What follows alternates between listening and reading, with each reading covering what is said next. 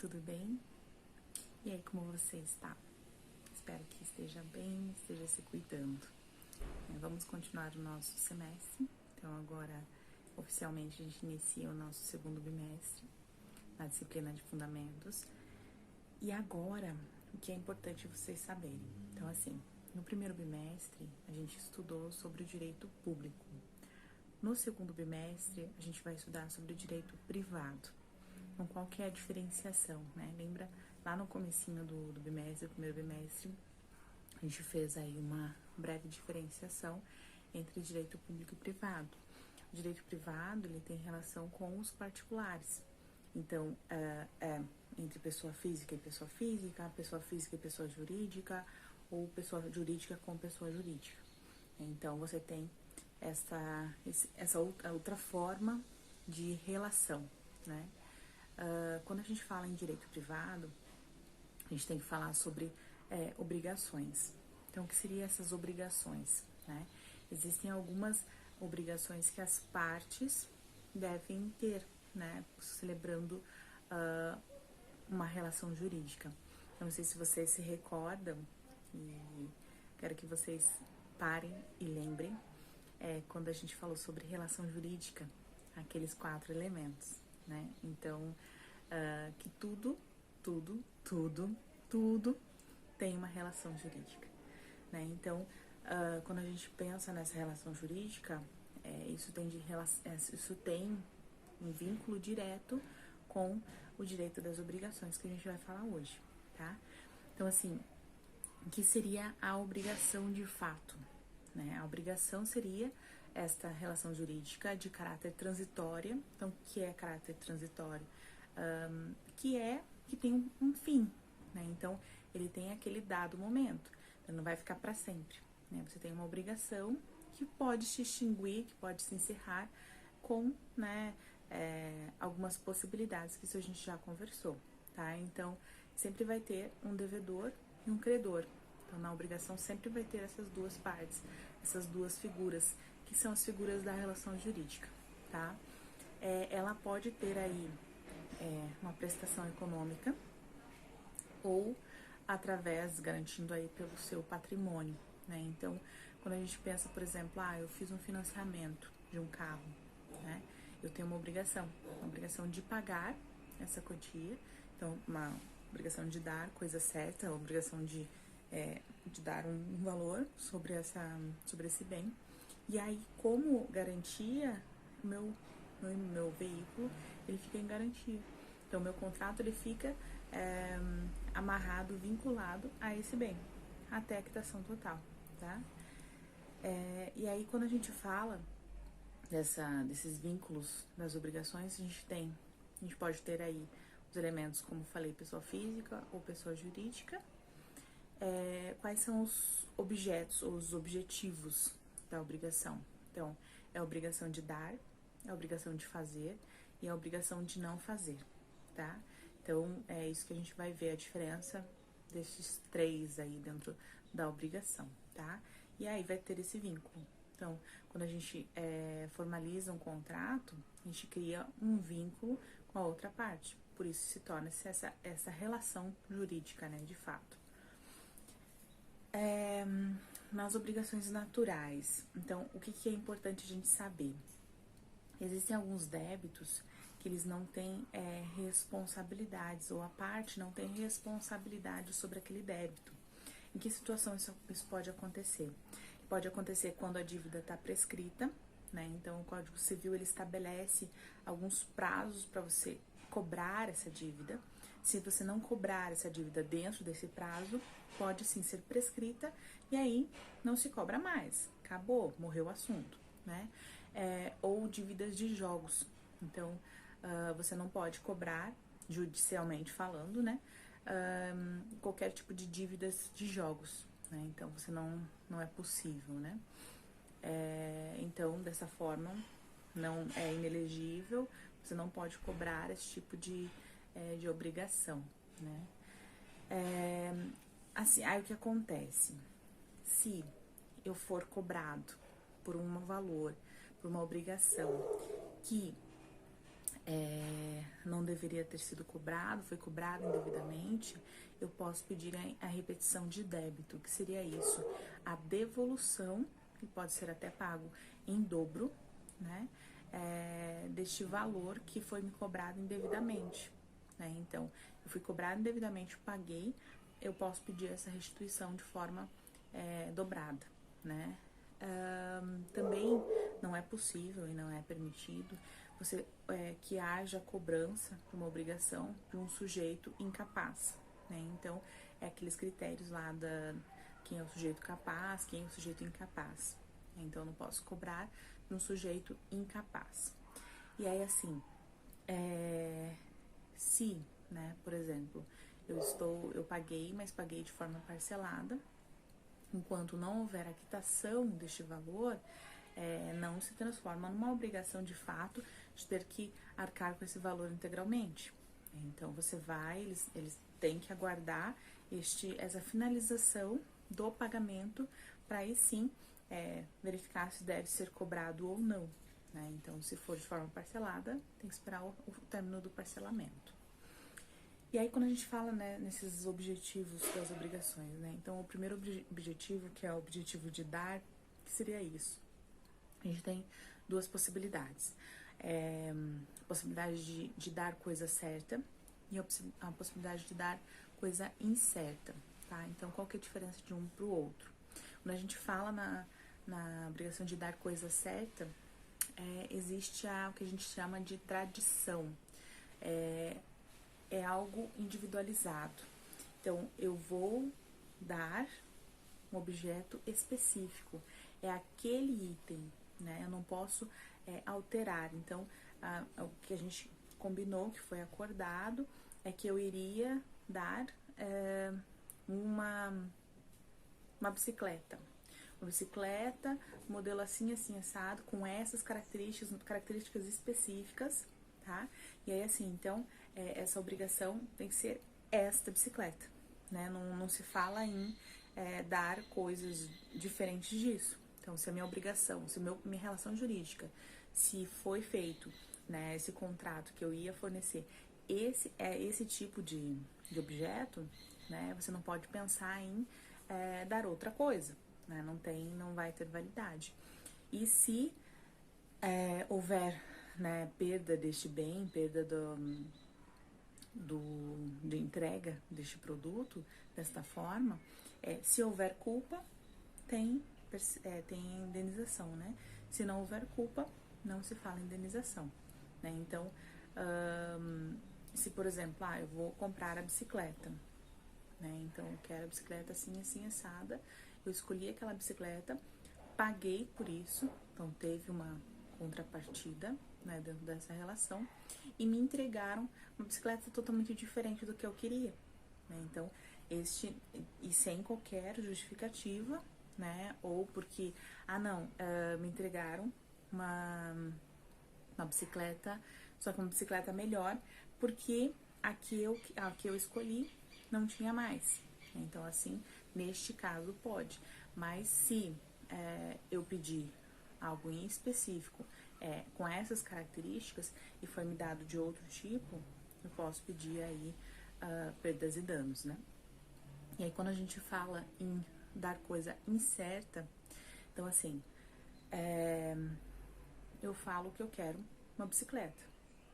Pode ser qualquer uma.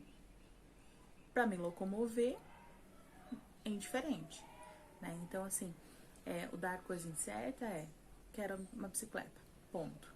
E aí, dentro disso, dentro desse gênero e dessa quantidade, é fornecido a bicicleta, né? Não é, como tá no slide, nem pior nem melhor. É uma que seja dentro dessa quantidade e valor, né, do que foi adquirido. E aí, assim, então, neste caso, né, a gente tem, por exemplo, eu quero uma bicicleta, vou comprar. Chego lá, tem 10 modelos, né? A partir do momento que eu escolhi uma delas, é aquela que eu quero, né? Se quando é incerto, até eu chegar. Pra que eu preciso de bicicleta? Pra me locomover, ok. Então, eu quero qualquer uma serve. É diferente de competidor, por exemplo, né? Competidor Não, eu preciso de uma bicicleta assim, assim, com essas características. Daí é certa, não adianta chegar com uma bicicleta com outro tipo de característica, não vai surtir o efeito necessário, tá? Então, essa aqui é a diferença, né, de obrigação de dar a coisa certa ou incerta. Na obrigação de fazer, então assim, se eu não conseguir fazer, se eu tiver impossibilitado de fazer, de cumprir com essa obrigação, ela se extingue, não se completa, né?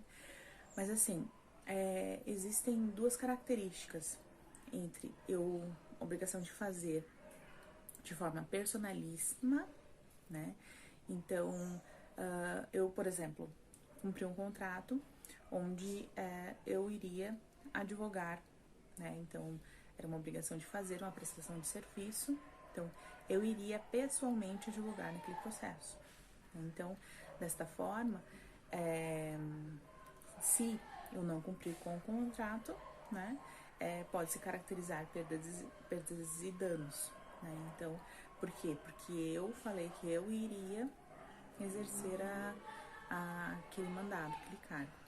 Agora, quando o serviço é não personalíssimo, onde qualquer pessoa pode executar, então assim, foi contratado, fez um contrato, mas pode ser a pessoa A como pode ser a pessoa B, né? Então, neste caso, essa obrigação, quando não é personalíssima, ok, eu cumpro ela, ou eu pessoalmente, ou uma pessoa por mim designada, né? Então, assim, neste caso, o que é bem comum é, por exemplo, empreiteiro, né? Então, você contrata uma empresa de construção civil para realizar uma obra na sua residência. E aí, essa construtora, ela subcontrata, né? Um prestador de serviço, né? Um empreiteiro, para cumprir essa obrigação. Então, o que acontece? Você contratou o serviço da construtora, mas nada impede que um terceiro vá lá e realize a obrigação, né? E cumpra com o contrato. Então, nessa possibilidade é possível, tá? É a obrigação de não fazer. Então, assim, a obrigação de não fazer tem relação com se, por exemplo, não der para desfazer, né, essa relação jurídica. Se for sem culpa, extingue. Se for com culpa, perdas e danos também, tá? Então, assim, se não for possível desfazer da relação, então, de eu não fazer a obrigação que foi estabelecida em contrato, pode-se sim buscar via judicial, né? Então, eu não quero mais a obrigação para não fazer, para não cumprir. Então, se eu não posso, por um motivo específico, né? Então, existe um contrato, mas eu não consigo cumprir, né? Então, eu não consigo porque a pessoa queria exercer, sendo personalíssima, não consegue atender, ou se eu não tenho formas e meios, né, para atender essa obrigação, então ela vai se extinguir, né? Ou se não, se eu não conseguir cumprir, é o perdas e danos, né? Então, desta forma, a gente tem aí algumas possibilidades, por exemplo, eu comprei um imóvel na planta e este imóvel eles não conseguiram, por algum motivo específico, não conseguiram cumprir o contrato, né? Então, pode se reverter também em perdas e danos, tá? Quando a gente fala, ainda dentro do direito de obrigações, a gente tem que pensar no objeto, né? Então, quando a gente pensa no objeto do direito, o que é o objeto do direito? São valores materiais e imateriais que servem de objeto numa relação jurídica, tá? Então, o objeto, ele é um bem que, em contrapartida, vai se transformar em dinheiro, né? Então, esse bem, ele você consegue aí ter uma tradição, consegue repassar esse bem para outra pessoa, né? Então, isso é o objeto dentro da relação do direito. O objeto, ele pode ser um bem móvel. Então, o que seria o móvel? tudo que pode ser transportado, né? Então, se eu tenho um bem que ele é móvel, então eu posso transportar de um lugar para outro, né? E aí, o que vocês podem aí surpreender, mas o bem móvel também pode ser cavalo e boi, né? Então, para o direito, o cavalo e o boi, ele é considerado como um bem móvel, né? Já o bem imóvel é aquele que não pode ser transportado para lugar nenhum, né? Então, o que a gente tem casa, tem terreno, o que a gente não consegue transportar. Então, retomando, né? A transferência de propriedade do bem imóvel, então o que acontece? Daquele bem que ele pode se deslocar, ele só acontece com a entrega do bem ao seu comprador, né? Então, a gente tem o bem e a tradição ocorre com essa entrega para outra parte, tá? Quando a transferência para os bens, para o bem imóvel, então, o que acontece? O bem imóvel, ele só acontece, a transferência de propriedade, com a escritura pública de compra e venda, né? Então, registrado em cartório. Então, eu tenho esse bem, ele vai ser transferido para o nome da outra pessoa, né? Então, por quê? Porque não é palpável, você não consegue entregar para a pessoa. Então, o bem está lá, eu vou lá, faço um contrato de compra e venda e registro em cartório. Então, eu tenho essa tradição, né, ou transferência da propriedade. Então, quando a gente fala em atos e negócios jurídicos, o negócio jurídico seria o contrato, a manifestação das partes, né? Então, eu expresso minha declaração de vontade para que ele produza os efeitos jurídicos necessários, tá? Então, é sempre o contrato que vai estabelecer esta negociação jurídica, tá? Então, quais são os requisitos para a gente ter validade para esse negócio jurídico, né? Então, menor de 16 anos não pode estabelecer contrato, acima de 16 a 18 tem que ser representado, né?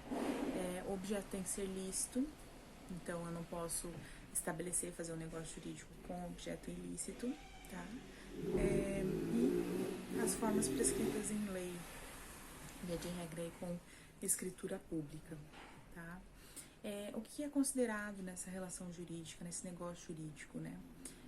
É sempre considerado que há a boa-fé, né? Então, que existe aí a boa-fé e entra em vigor, estabelece aí o Código de Defesa do Consumidor, né? Então, o artigo 422, ele diz que os contratantes são obrigados a guardar, assim, na conclusão do contrato, como em sua execução, os princípios da probidade e de boa-fé, né? Então, quando eu estabeleço um contrato, onde as partes, elas estão de boa-fé neste contrato, né? Não existe fraude em nenhuma das partes, né? Então, isso é o que caracteriza e seria o princípio inicial para estabelecer esse negócio jurídico, tá? Então, assim, é sempre considerado que há boa-fé, né? Só não há boa-fé se for comprovado que há má-fé, né? Que foi agido de uma forma indevida. Mas, via de regra, ele é considerado sempre que tenha esta boa-fé jurídica na relação, né? Se, por exemplo, houve aí um ilícito dentro desse negócio jurídico, ou foi, principalmente quando a gente fala em contrato de adesão, né? Então, o que seria um contrato de adesão?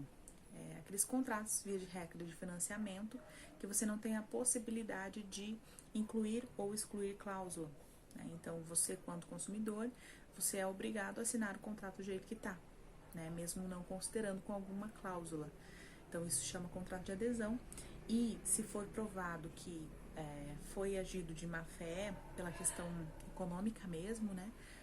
Pode ser revisto. Então, por isso que uma revisional de contrato, ele é possível, desde comprovado que a outra parte aí agiu de má-fé nesta questão, né? Nesta relação jurídica, tá? Então, seria isso. Tem um texto logo abaixo, eu quero que vocês leiam e façam uma análise crítica sobre o que vocês entenderam, colocar questões práticas, tá? E nos vemos semana que vem. Um abraço, até logo!